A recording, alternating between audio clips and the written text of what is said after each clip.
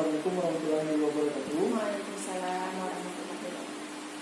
Alhamdulillah, masih bersyukur bagi Allah Subhanahu wa Ta'ala yang telah memberikan kesempatan kepada kita untuk bertemu dalam rangka mempersiapkan kegiatan observasi kelas.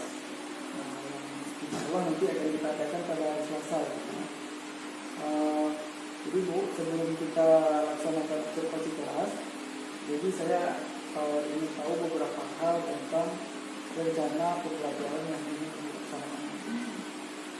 Yang pertama, saya ingin tahu apa tujuan pembelajaran yang ingin dicapai yang pembelajaran di observasi. Nanti kan hari Selasa kita mau bahas tentang paham-paham yang ada di TNPA. Jadi yang mau dikembangkan tujuannya adalah supaya anak-anak mengerti tentang paham-paham yang lahir di aerokanan kita, gitu, yang nanti bakalan merambat ke Asia dan Afrika, gitu. Jadi mereka itu mengerti apa sih paham-paham itu, gitu. Ada berapa banyak paham-paham yang lahir, gitu. Itu yang menjadi tujuan utama kita. Itu tujuan pembelajarannya. Bu, jadi dengan tujuan pembelajaran Ibu yang itu pada kegiatan pembelajaran nanti area pengembangan apa yang hendak dicapai dalam kegiatan ini? Untuk yang pertama tingkat emosionalnya, jadi kita mengembangkan emosional anak, kemudian kita juga harus mengembangkan sosialnya, gitu Pak. Jadi supaya mereka lebih menumbuhkan jiwa sosial mereka lagi, gitu kan. Kemudian mengembangkan minat dan bakat mereka. Berarti nanti dalam pembelajaran Ibu area yang dikembangkan terhadap anak itu yang pertama sosial dan emosionalnya, dan yang kedua Ibu mengembangkan minat dan bakat. Kalau boleh saya tahu apa strategi Ibu untuk mengembangkan area-area yang disebutkan? Nah, kalau untuk pengembangan sosialnya kita nanti bisa menggunakan teknik stop, ya, supaya anak-anak itu lebih keluar lagi jiwa sosialnya dan lain-lain. Nah, kemudian kalau untuk mengembangkan minat dan bakatnya, kita bisa menggunakan pembelajaran yang berdiferensiasi. Itu sudah ada di SOP semua itu ya. Nanti diterapkan ya. Insya Allah, Pak. Dan saya itu yang ingin mengetahui. Sampai jumpa di hari Selasa nanti di kegiatan advokasi. Wassalamualaikum warahmatullahi wabarakatuh. Waalaikumsalam warahmatullahi wabarakatuh.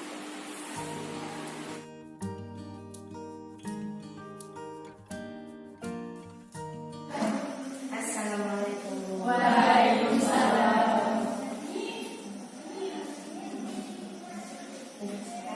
Jabat berita.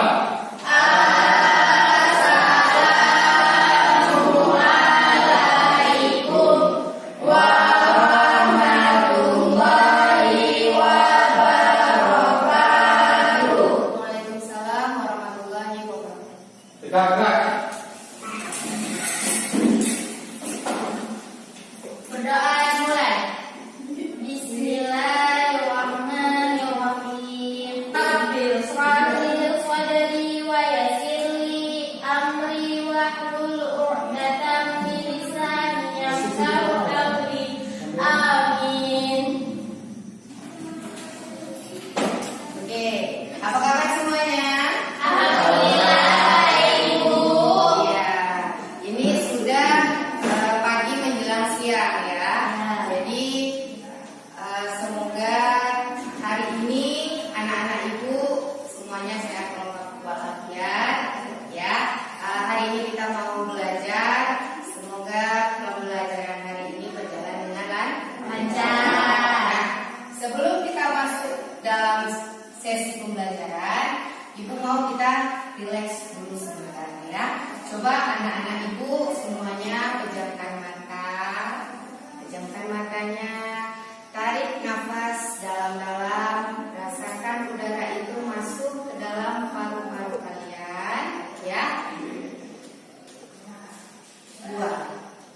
Ya, sekali lagi, tarik nafas dalam kolom kalian, kemudian buang. Ya, udah? Iya, udah agak rileks? Udah ya. Nah, kalau begitu berarti kita sudah bisa untuk memulai pembelajaran. Nah, hari ini kita masuk dalam pembahasan yang baru. Setelah minggu lalu kita sudah selesai di pelajaran sebelumnya. Nah, pelajaran sebelumnya adalah tentang revolusi besar di dunia. Ada revolusi Amerika dan revolusi Prancis. Nah, dengan adanya revolusi tersebut, makanya hari inilah kita belajar dari mana asalnya paham-paham baru itu mulai berkembang. Ya, jadi setelah adanya revolusi yang kemarin kita bahas, hari inilah mulai adanya paham-paham baru yang kita bahas di hari ini. Ya, nah kenapa? Karena kalau tidak ada revolusi, maka tidak akan ada munculnya paham-paham baru. Nah, nanti paham-paham inilah yang akan berkembang di negara-negara bagian Afrika dan Asia, yang akan menyebar luas hingga ke seluruh dunia sampai ke Indonesia juga ikut memanut salah satu paham yang nanti akan kita bahas. Nah, oke.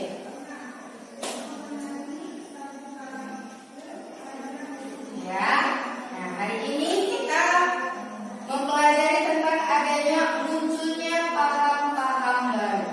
Nah, nanti paham-paham baru inilah yang akan menjadi cikal bakal untuk negara-negara yang ada di Asia dan Afrika mulai berkembang dan maju.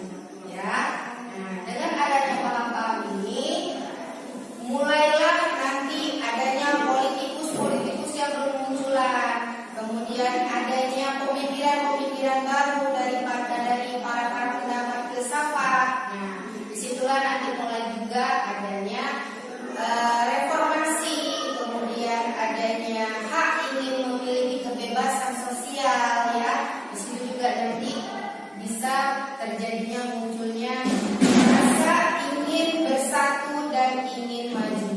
Ya, atau kita bilang nasionalis. Nah, di sini ada 5 paham.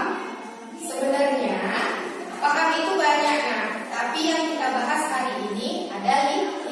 Kenapa yang dibahas hari ini ada 5? Karena paham-paham inilah yang paling banyak digunakan oleh negara-negara lain. Ya. Nah, jadi paham-paham inilah yang pertama kali muncul setelah adanya revolusi Amerika, revolusi Prancis, revolusi Rusia, kemudian adanya revolusi Tiongkok, dan terakhir adanya revolusi di Indonesia yang kemarin sudah kita bahas. Nah, oke, kita masuk ke paham yang pertama, yaitu paham nasionalis. Nah, paham nasionalis ini ada yang tahu pahamnya seperti apa? Tahu jiwa nasional? Ya. Nah, kalau kita punya jiwa nasionalis, berarti kita memiliki jiwa yang besar, rasa ingin tahu, rasa ingin bersatu, ya, rasa ingin maju. Nah, itu yang namanya disebut dengan nasionalis, ya. Jadi kebersamaan yang ingin memajukan suatu sistem atau memajukan suatu negara, ya.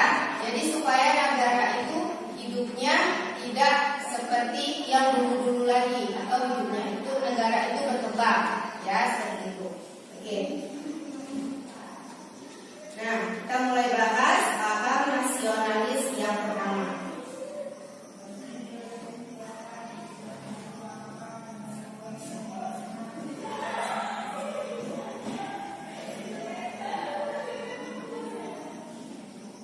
Oke, nah di sini ada 4 pendapat dari masing-masing para politikus. Kalau kita bilang bisa mereka menjadi apa ya? Kita bilang sebagai orang yang memiliki pendapat yang bisa kita pegang, ya. Nah, jadi di sini yang pertama ada Joseph Ernest Renan.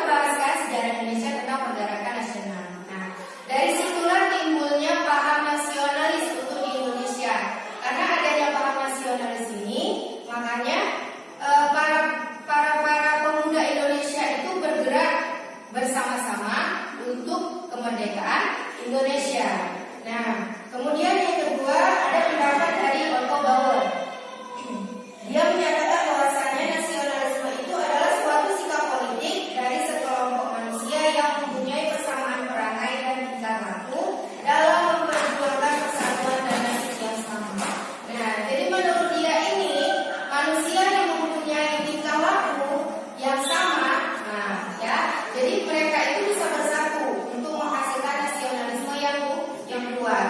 Nah, jadi supaya bisa memperjuangkan suatu kemauan yang sama harus memiliki jiwa nasionalisme. Dan yang ketiga ada pendapat dari Hans Kohn. Dia menyatakan bahwa paham yang menuntut kesetiaan yang tinggi dari rakyatnya. Jadi nasionalisme ini menurut dia adalah paham yang bisa menyatukan seluruh rakyatnya, ya, paham yang bisa menyatukan seluruh ras yang ada di suatu negara jika mereka memiliki sama-sama kebersamaan, nilai kebersamaan yang tinggi, ya, untuk memajukan suatu wilayah atau suatu negara. Nah, yang terakhir ada pendapat dari Louis Schneider, yaitu suatu hasil perpaduan faktor-faktor ekonomi, politik, sosial, dan intelektual pada suatu taraf di dalam sejarah. Nah, jadi menurut si Schneider, jadi nasionalisme ini adalah perpaduan dari berbagai faktor, mulai dari politiknya, sosialnya, ekonominya, ya, bergabung menjadi satu yang membuat para rakyat ini atau para kita bilang warga, ya, supaya mereka itu menjadi satu kesatuan, satu kebangsaan, satu nasib dan satu negara yang bisa melahirkan paham nasionalisme. Oke, selanjutnya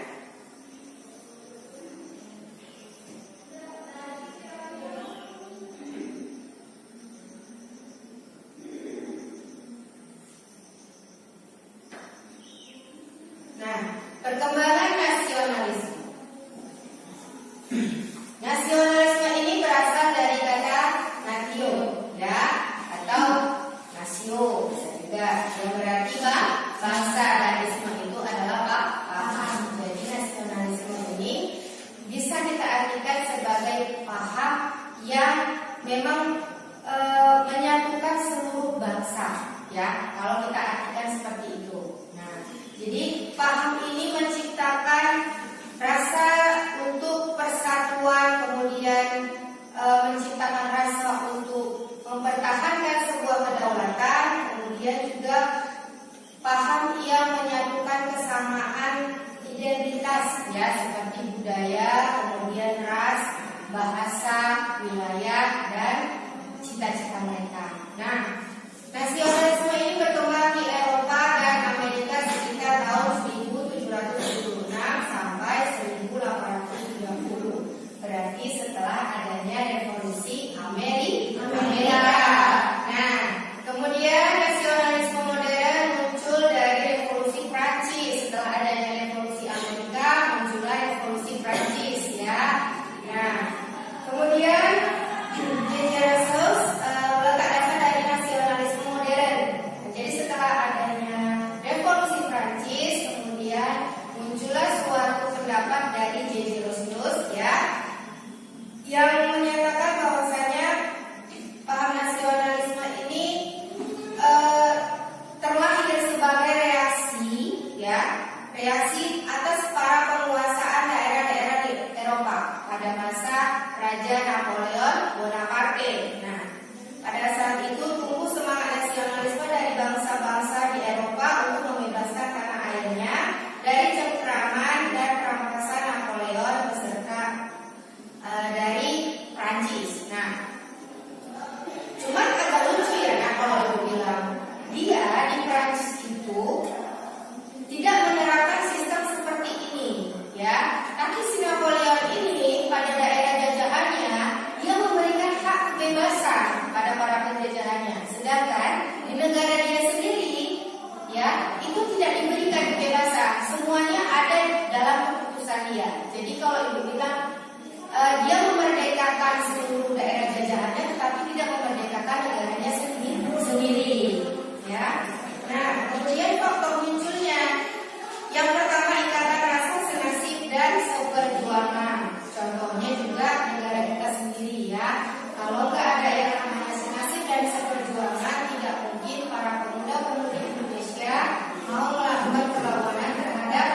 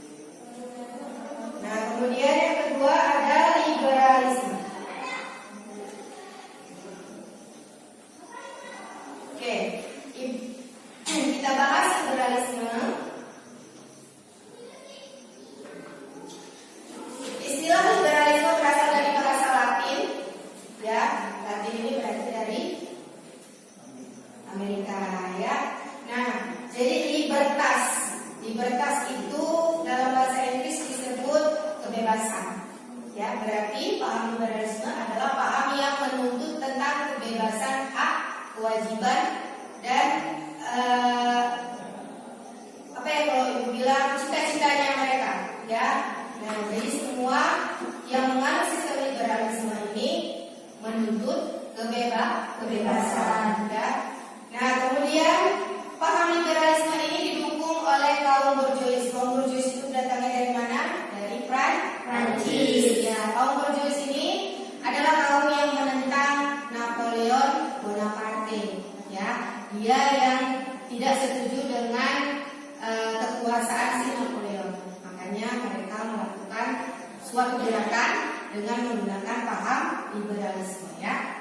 Nah, kemudian terbentuknya golongan liberalisme diawali dengan adanya gerakan Renaissance yang sudah kita bahas sebelumnya, ya, yang nantinya bakalan ada muncul Marxisme. Nah, minggu lalu sebelumnya sudah kita bahas.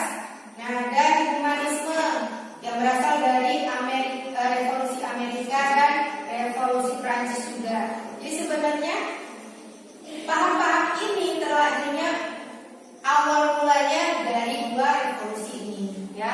Karena kenapa? Negara Amerika dan negara Prancis inilah yang pertama kali mencetuskan adanya revolusi. Nah, yang nanti terakhir adanya revolusi industri besar-besaran, ya. Nah, dan di mana mereka mulai menuntut hak dan kebebasan mereka, ya. Kemudian ada semboyan dari revolusi Prancis. Nah, ini dianut dari tatanan yang ditulis oleh J.J. Roscius, ya. Semboyannya adalah liberty, equality, dan fraternity, ya, yaitu kebebasan, kebersamaan, dan persaudaraan. Nah, jadi di mana ada kebebasan, kemudian mereka juga menuntut adanya persamaan hak dan kewajiban, dan satu lagi menuntut persaudaraan yang sama. Tidak ada perbedaan ras, mau kulit putih, mau kulit hitam, mau kulit kuning, ya, tidak ada perbedaannya. Nah, kemudian liberalisme ini menyebar ke negara-negara Eropa, ya, ke negara-negara yang tersebar di wilayah Eropa. Contohnya Rusia, ya.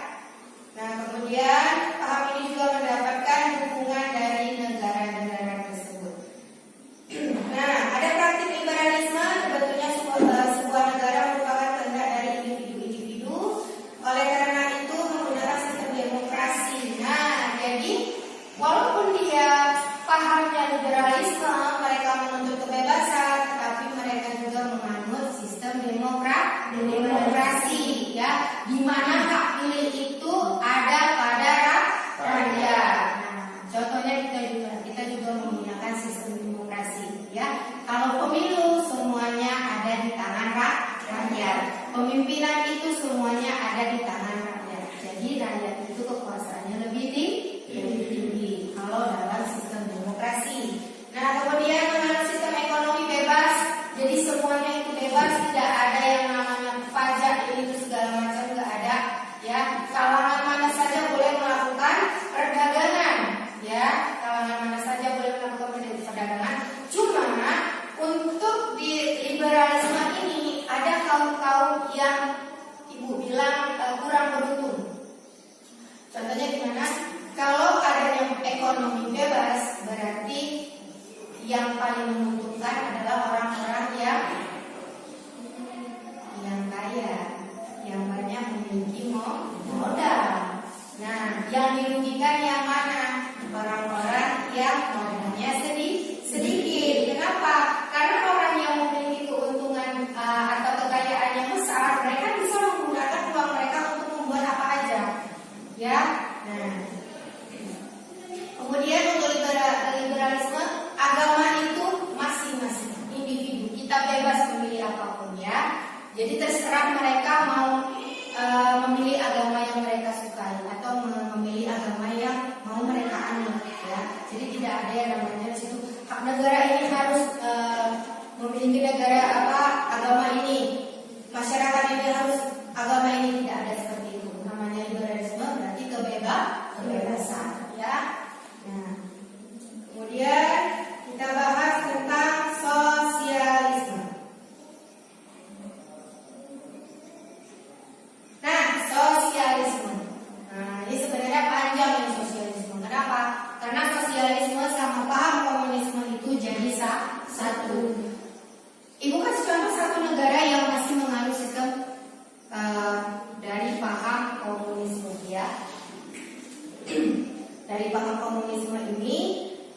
satu negara, contohnya adalah Korea Selatan. Ya, pasti sering dong dengar ya kan di berita-berita ya kan, Korea Selatan ya, negara yang tertutup dengan menggunakan sistem atau paham komunisme ya, dimana semuanya tergantung pada kekuasaan dari rajanya, presidennya.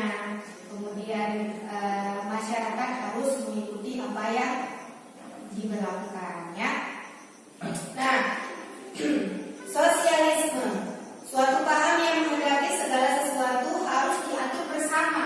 Jadi di sini sosialisme ini mengacu kepada sebenarnya ya kebersamaannya harus komplit gitu ya. Jadi dikerjakan bersama-sama, kerjasamanya itu harus ada dan hasilnya juga dinikmati bersama. Contoh kalau kita dalam kelas ya, kerja kelompok.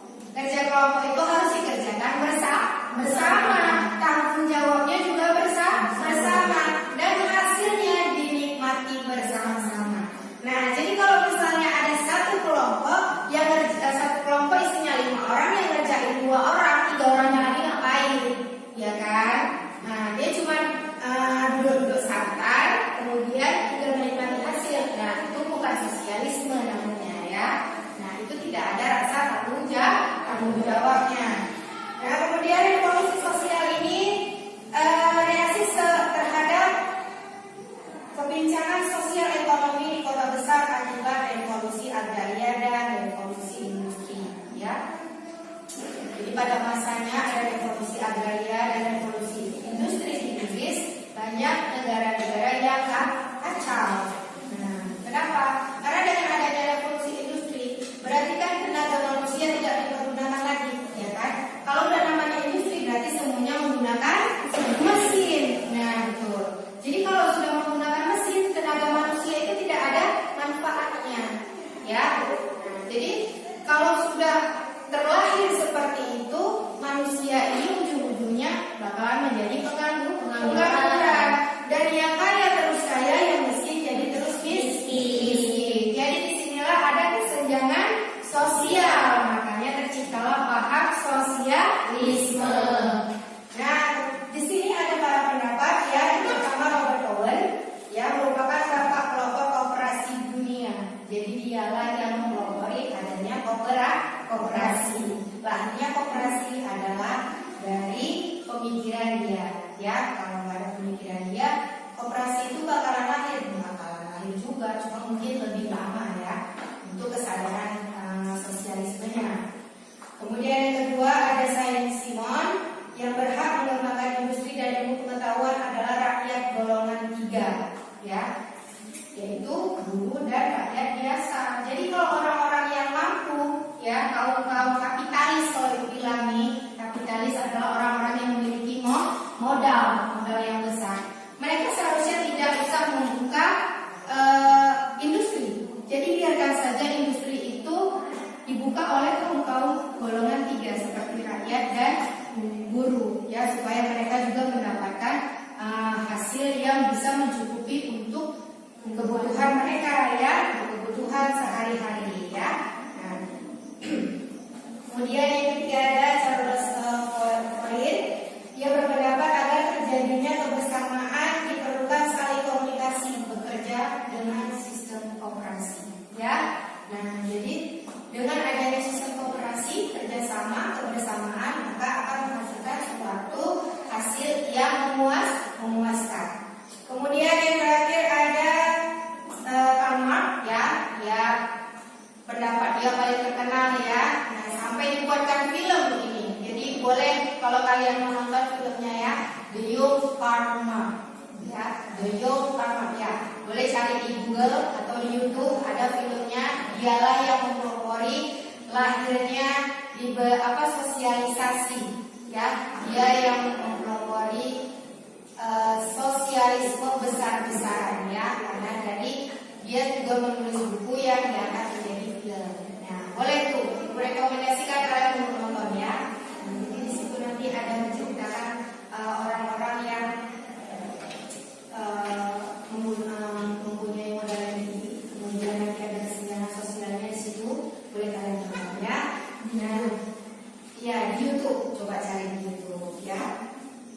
untuk sebagai pelajaran ya. Nah kemudian dengan adanya si paham sosialisasi ini, sosialisme ya, terlahirlah perjanjian hak-hak untuk kaum buruh. Yang pertama ada Catholic Emancipation Bill ya. Jadi di sini itu berisi ketentuan bahwa kaum Protestan dan Katolik mempunyai hak yang sama, tidak ada berbeda-beda. Kemudian ada lagi perjanjian Deauville berisi ketentuan bahwa perwakilan parlemen sesuai dengan jumlah penduduk. Jadi hak pilihnya itu ditentukan atas pembayaran pajak serta daerah kosong harus dihapuskan perwakilan. Jadi daerah kosong itu tidak ada perwakilan ya menurut dari perjanjian ini. Kalau daerah kosong ya udah berarti manusianya nggak ada gitu kan. Jadi dihapuskan. Kemudian yang ketiga ada Abolition Bill yang berisi tentang penghapusan perbudakan di Inggris dan koloninya. Ya, jadi dulunya di Inggris itu sudah ada perbudakan, sistem perbudakan ya. Nah, kalau udah ada sistem perbudakan, biasanya berarti sudah mulai ada sistem koloninya ya, kalau ada sistem perbudakannya. Nah, contohnya kalau saya tahu, nah waktu pas kita dijajah sama Belanda juga ada namanya sistem perbudakan ya. Kayak di Indonesia juga ada yang dijadikan budak oleh kolonial Belanda. Nah kemudian ada Factory Act yang berisi ketentuan bahwa anak-anak yang berusia di bawah 9 tahun itu tidak boleh bekerja ya. Jadi kemudian yang di atas 9 tahun mereka sudah boleh bekerja, tetapi tidak boleh bekerja keras ya. Nah kemudian mereka hanya boleh bekerja selama 9 jam dan mendapatkan pendidikan selama 2 jam dari majikan. Jadi kalau mereka bekerja pada orang kaya ya, anak-anak nih yang di atas 9 tahun bekerja dengan orang kaya, mereka itu bekerja cuma 8 jam ya, atau 9 jam. Nah, jadi selebihnya mereka dikasih pendidikan oleh majikannya tersebut. Ya, supaya apa? Supaya mereka juga bisa merasakan apa sih itu pendidikan, apa sih itu belajar. Jadi mereka juga tidak menjadi keterbelakangan apa yang perlu bilang ilmu ya. Jadi ilmu mereka itu tidak kurang, tetap diberikan ilmu. Nah, ini dari sosialisme. Kemudian kita bahas demokrasi ya. Demokrasi ini adalah paham yang paling fenomenal kalau itu bilang. Kenapa? Karena semua negara juga menganut sistem demokrasi ya. Hampir negara di seluruh dunia menganut sistem demokrasi. Nah, perkembangannya demokrasi ini diperkirakan muncul pada abad ke-5 sebelum Masehi ya, dari peradaban Yunani kuno. Kemudian awal timbulnya kembali demokrasi ditandai dengan munculnya Magna Carta ya dari tahun 1215 di Inggris. Dalam piagam ini ditegaskan bahwa Raja John mengikuti dan menjamin beberapa hak dan hak khusus bawahannya. Kemudian momentum lainnya yang menandai kemunculan kembali demokrasi di dunia barat adalah gerakan Renaissance atau gerakan pada zaman masa pencerahan ya. Jadi kemudian Declaration of Independence dari Amerika, yakni adanya hak asasi manusia, yaitu hak hidup, kemerdekaan dan kebahagiaan. Nah, jadi dengan adanya sistem demokrasi inilah nantinya keluar yang namanya, kalau kita di Indonesia ini kan ada DPR nih, ya kan? Ada DPR, MPR, ya. Nah itu nanti ada lembaga-lembaga yudisium, ya. Kemudian lembaga yudikatif, lembaga yudikatif ya, yaitu eksekutif sama legislatif ya benar. Nah itulah nanti sebenarnya dia adalah lembaga-lembaga yang muncul dari paham demokrasi ya. Nah itu di pelajaran PKN ya biasanya muncul ya. Nah kemudian John Locke ini mempunyai pendapat bahwasanya hak-hak politik manusia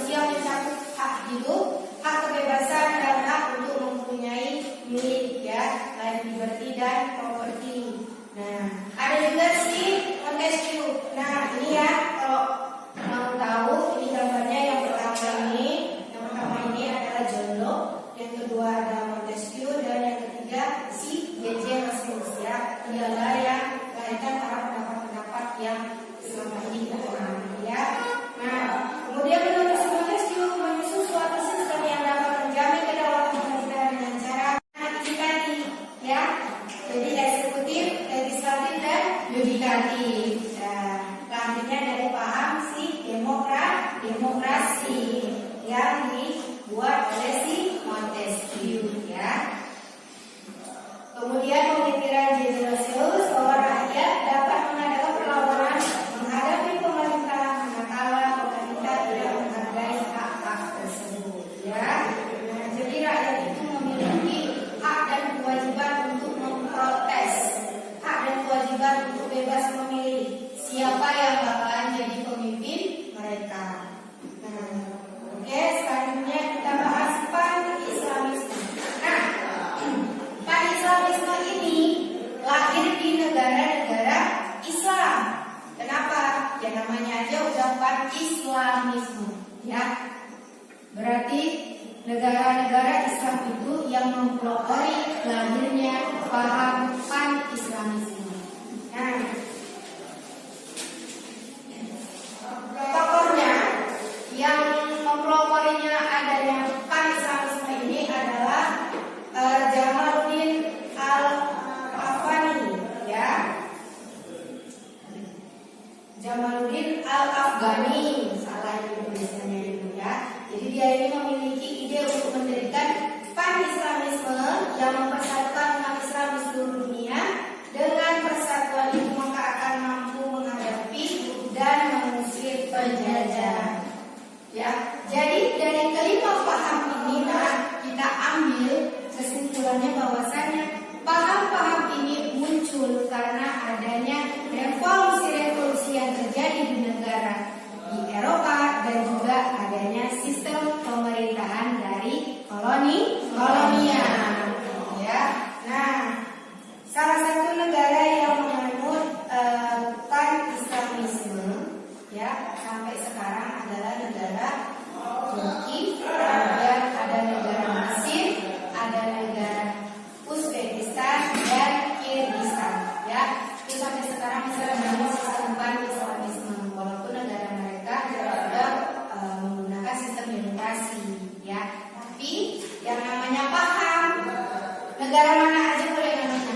Jadi mau dia satu negara menganut beberapa paham itu tidak apa-apa. Yang penting negaranya berjalan sesuai dengan yang diatur dalam sistem pemerintahannya, ya. Nah, oke, sampai di sini ada yang tidak mengerti atau ada yang mau ditanyakan atau sudah jelas atau kalian bingung dengan yang ibu jelaskan tadi, boleh, ya. Nah, jadi kalau ada yang tidak mengerti dengan apa yang dijelaskan tadi, mungkin gambarnya blur atau apa yang tidak sesuai ya. Nah, jadi kalian bisa baca sendiri di rumah. Kalau mau dibaca ya. Jadi sebagai bahan pertimbangan kalian ya. Kalau misalnya di situ apa yang tadi ibu jelaskan tidak mengerti, kalian boleh memahaminya sendiri ya.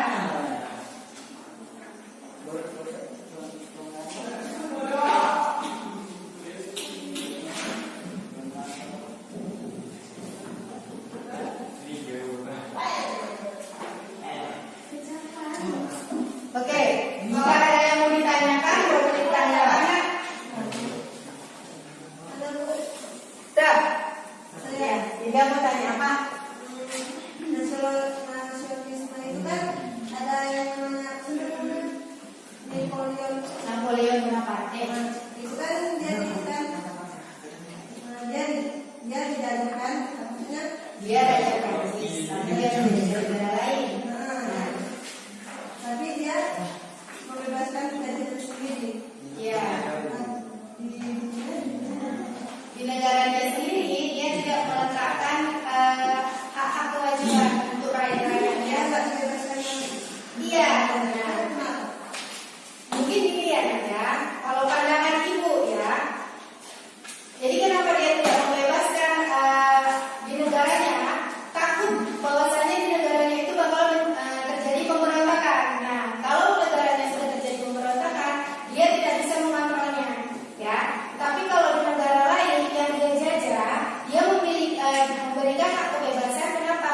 Dia bukan untuk memiliki suatu wilayah itu. Yang dia inginkan adalah hasil dari negara yang dia jajah itu. Kalau yang namanya negara dijajah, intinya cuma satu, ya. Yang ingin diambilnya adalah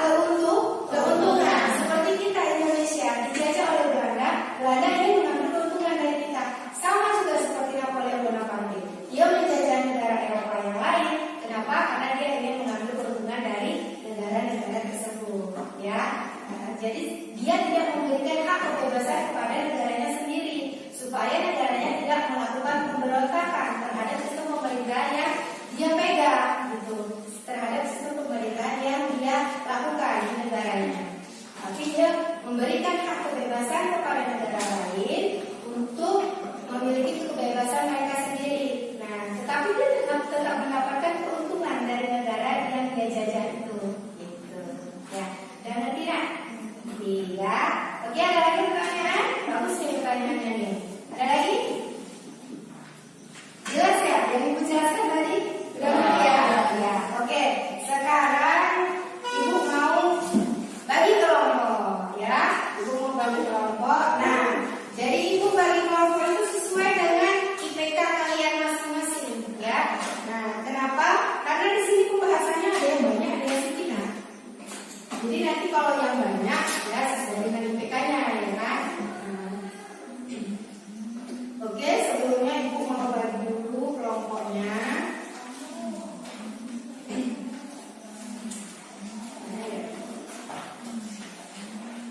Nah, di sini kan ada 5 ya pembahasannya. Ada 5 tadi pembahasannya, ya kan?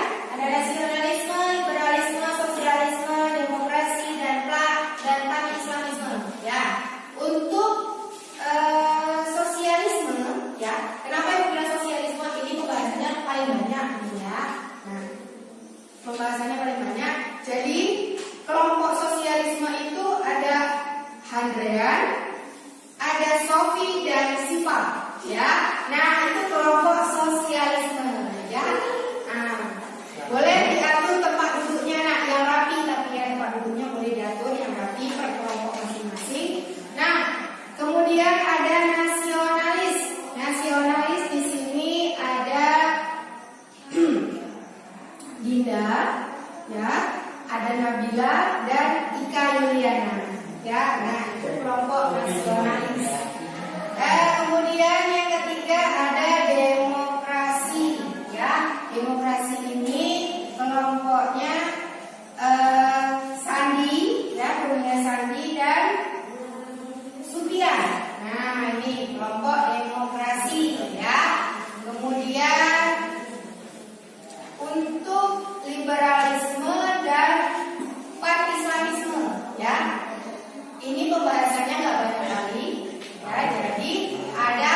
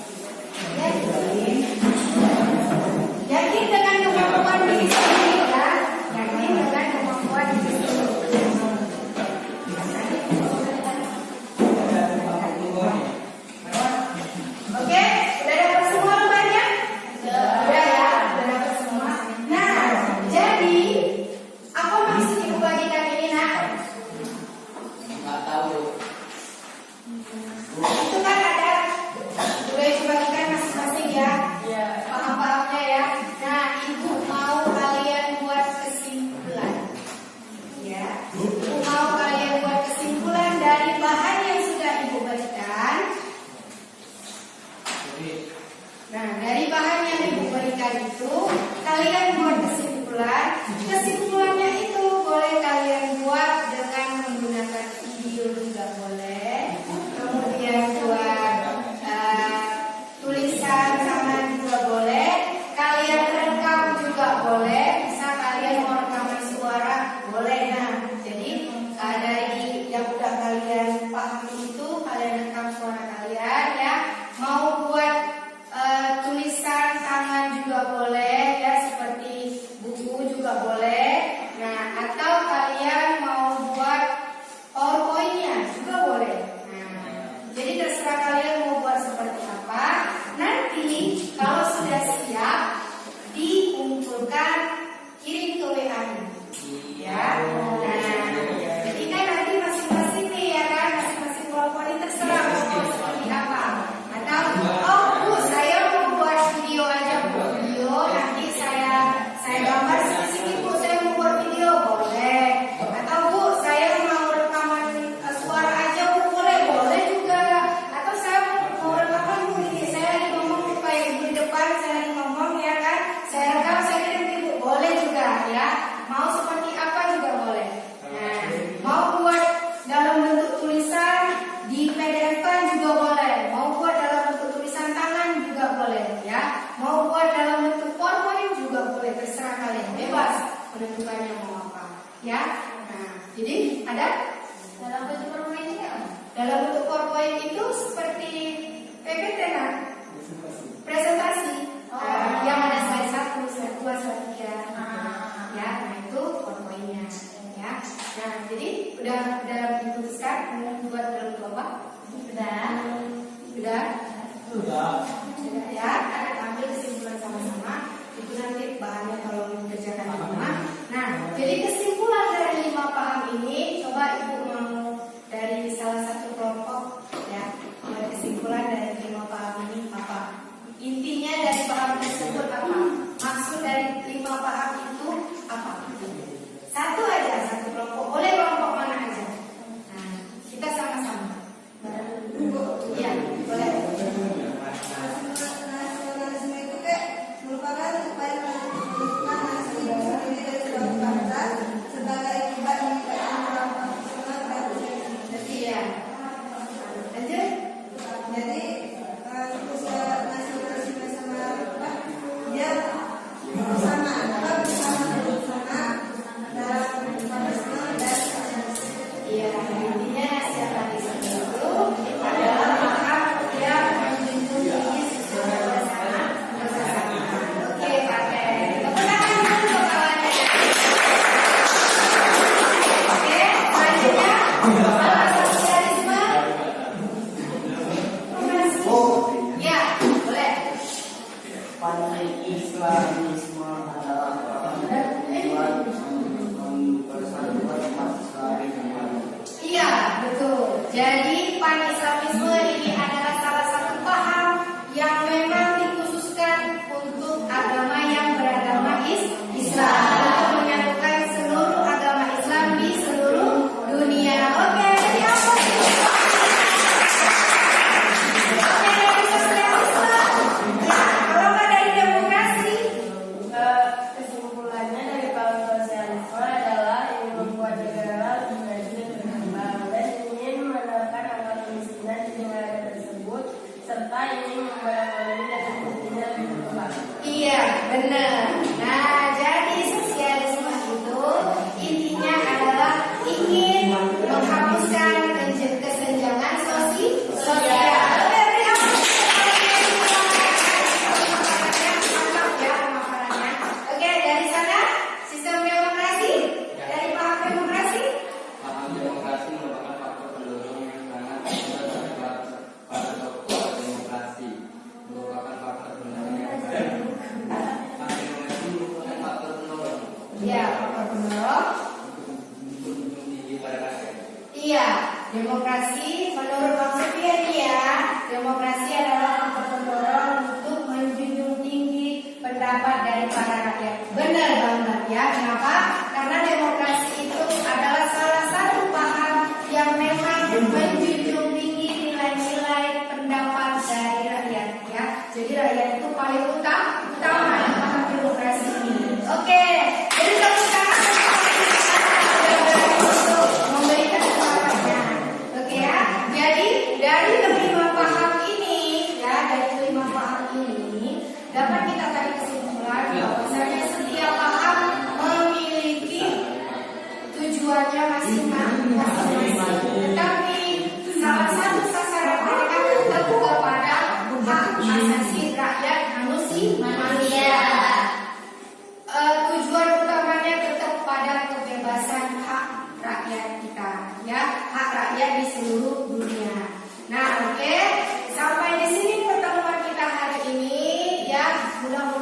yang Ibu jelaskan tadi dan apa yang Ibu berikan tadi, Ibu sampaikan tadi bisa bermanfaat untuk kalian dan untuk kita semua ya. Sampai di sini pertemuan kita, Ibu akhiri dengan Assalamualaikum warahmatullahi wabarakatuh. Waalaikumsalam warahmatullahi wabarakatuh.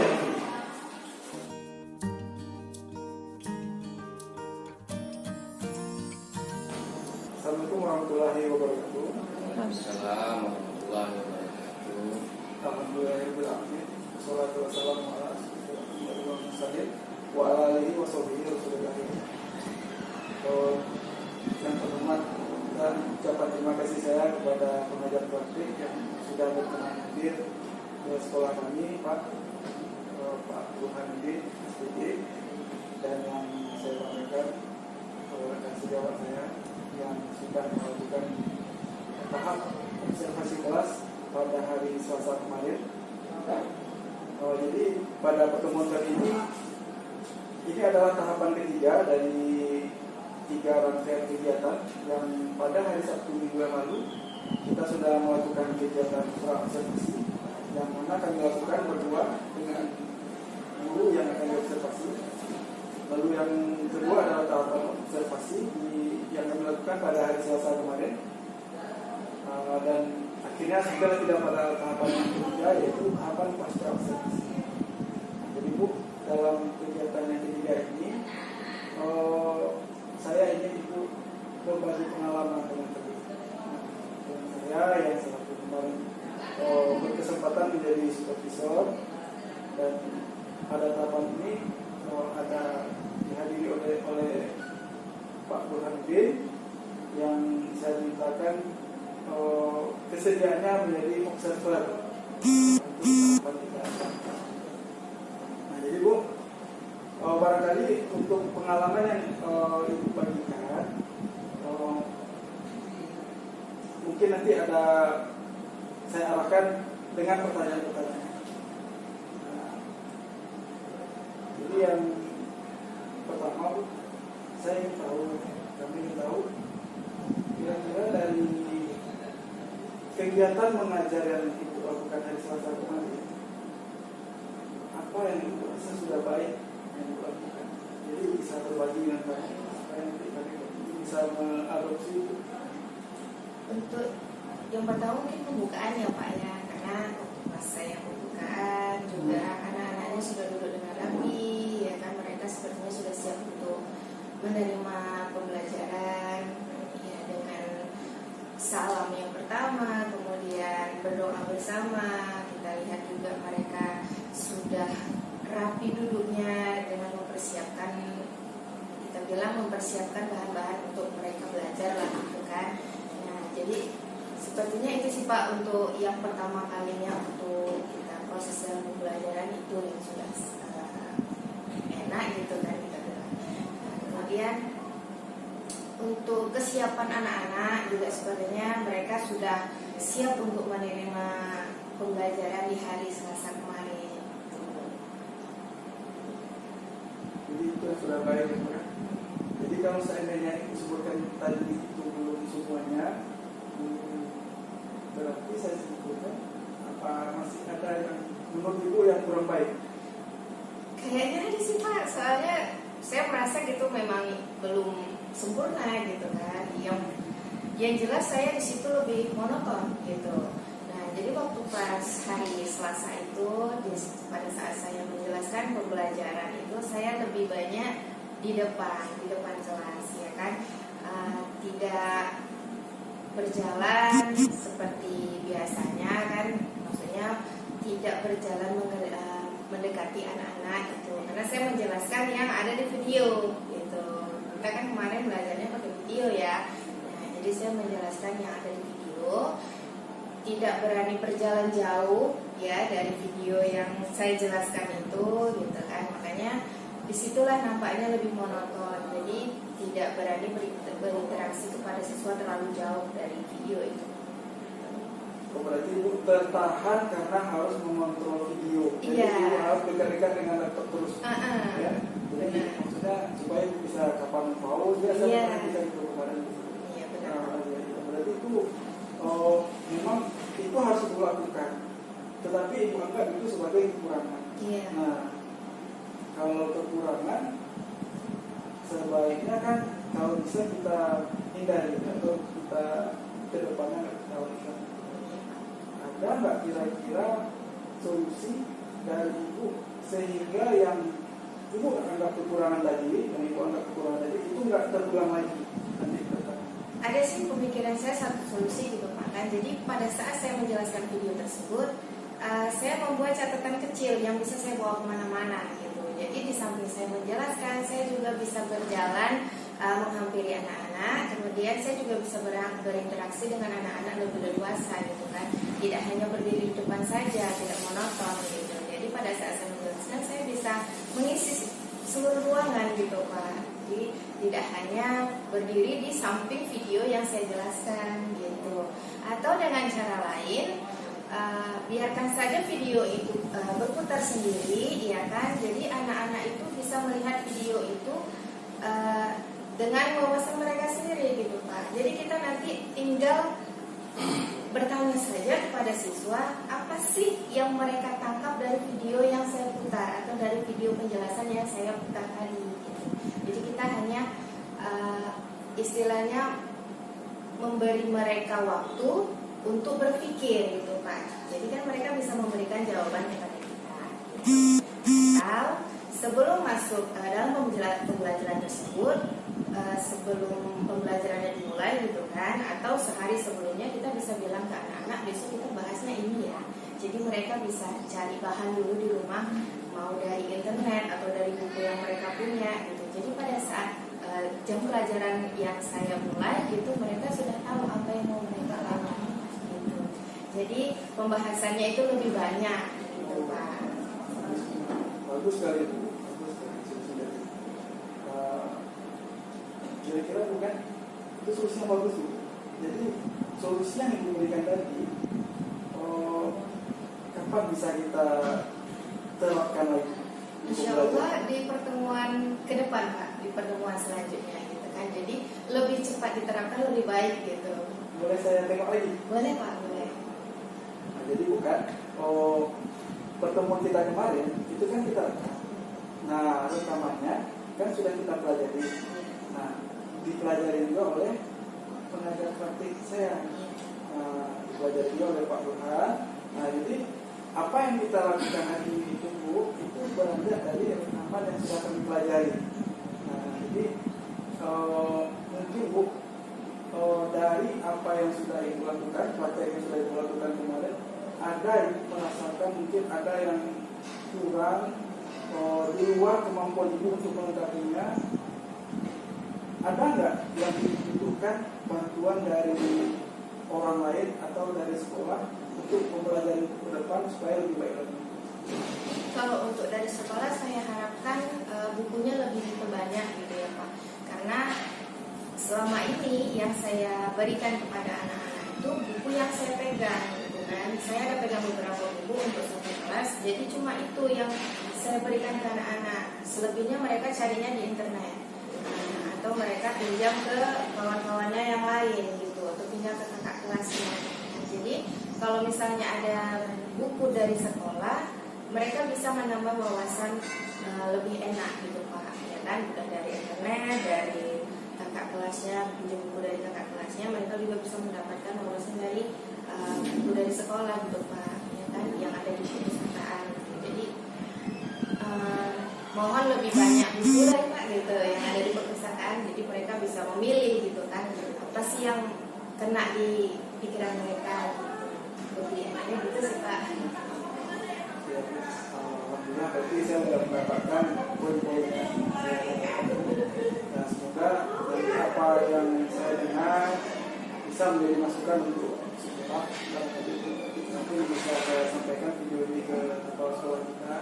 Bisa menjadi masukan untuk sekolah supaya pembelajaran kita ke depan baik untuk ibu atau untuk saya pribadi bisa menjadi semakin lebih baik. Saya akhiri sesi ini Bu. Saya minta maaf bila ada yang salah.